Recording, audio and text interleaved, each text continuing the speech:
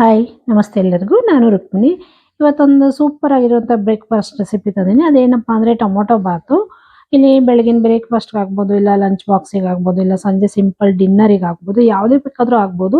ಇಲ್ಲಿ ಮಸಾಲೆ ಏನು ರುಬ್ಬದಲೇ ಸಿಂಪಲ್ ಆಗಿ ತುಂಬಾನೇ ಟೇಸ್ಟಿಯಾಗಿ ಟೊಮೊಟೊ ಬಾತ್ ಹೇಗೆ ಮಾಡೋದು ಅಂತ ತೋರಿಸ್ಕೊಡ್ತಾ ಇದೀನಿ. ತುಂಬಾ ಸಿಂಪಲ್ ಆಗಿ ಟೇಸ್ಟಿಯಾಗಿ ಕೂಡ ಮಾಡ್ಕೋಬಹುದು. ಬನ್ನಿ ಹೇಗೆ ಮಾಡೋದು ಅಂತ ನೋಡ್ಕೊಳ್ಳೋಣ. ನಾನಿಲ್ಲಿ ಟೊಮೊಟೊ ಬಾತ್ ಮಾಡೋಕ್ಕೋಸ್ಕರ ಸ್ಟವ್ ಮೇಲೆ ಒಂದು ಕುಕ್ಕರ್ ಇಟ್ಕೊಂಡಿದ್ದೀನಿ.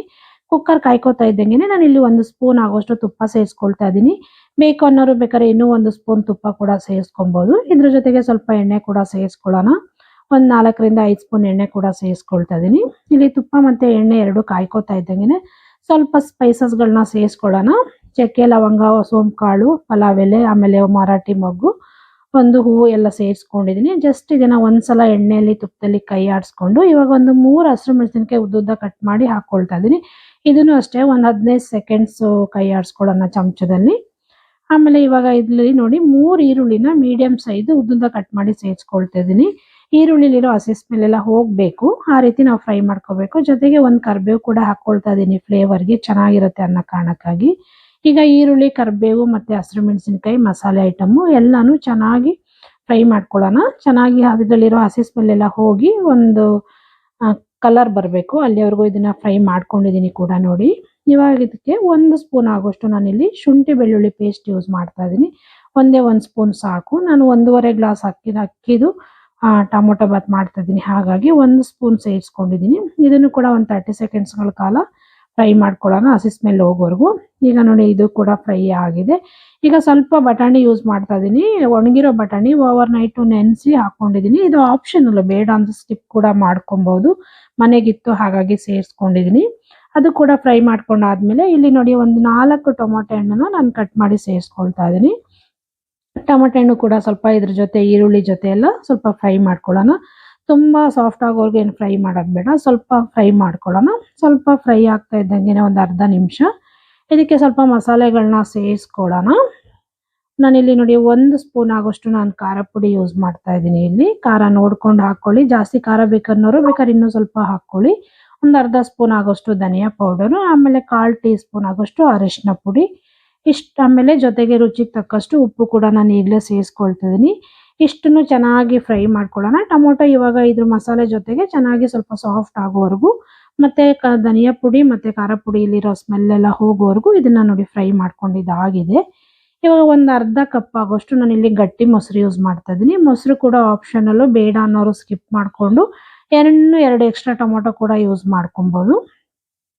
ಮೊಸರು ಹಾಕೋದ್ರಿಂದ ಟೇಸ್ಟ್ ಕೂಡ ಚೆನ್ನಾಗಿ ಬರುತ್ತೆ. ನೋಡಿ ಇಷ್ಟು ಚೆನ್ನಾಗಿ ಮೊಸರು ಮಸಾಲೆಲಿ ಹೊಂದ್ಕೊಂಡು ಮಸಾಲೆ ಒಂದು ಕಲರ್ ಚೇಂಜ್ ಆಗಬೇಕು, ಅಲ್ಲಿವರೆಗೂ ಇದನ್ನ ಚೆನ್ನಾಗಿ ಫ್ರೈ ಮಾಡ್ಕೊಳ್ಳೋಣ.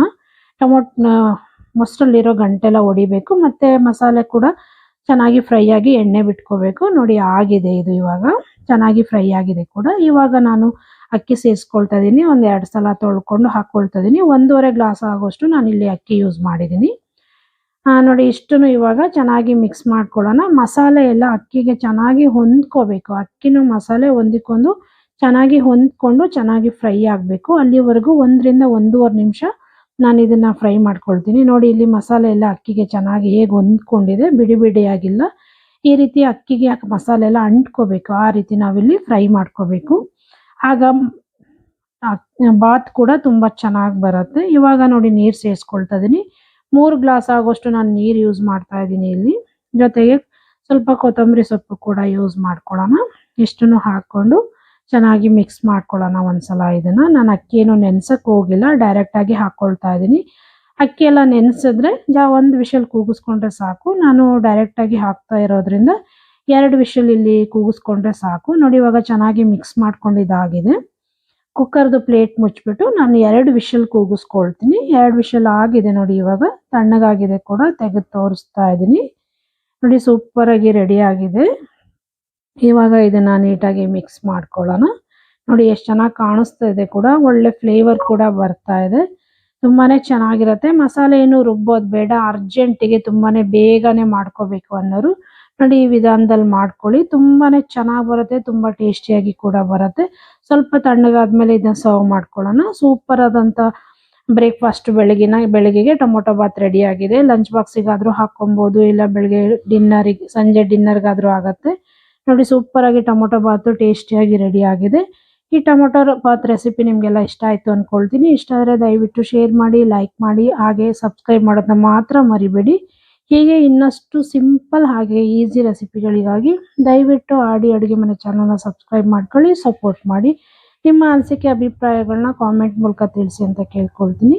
ಹೀಗೆ ನೋಡ್ತಾ ಇರಿ ಫ್ರೆಂಡ್ಸ್, ಸಪೋರ್ಟ್ ಮಾಡ್ತಾರೆ ಅಂತ ಕೇಳ್ಕೊಳ್ತೀನಿ. Thank you friends, thank you for watching. ದಯವಿಟ್ಟು ಸಬ್ಸ್ಕ್ರೈಬ್ ಮಾಡ್ಕೊಳ್ಳಿ ಫ್ರೆಂಡ್ಸ್.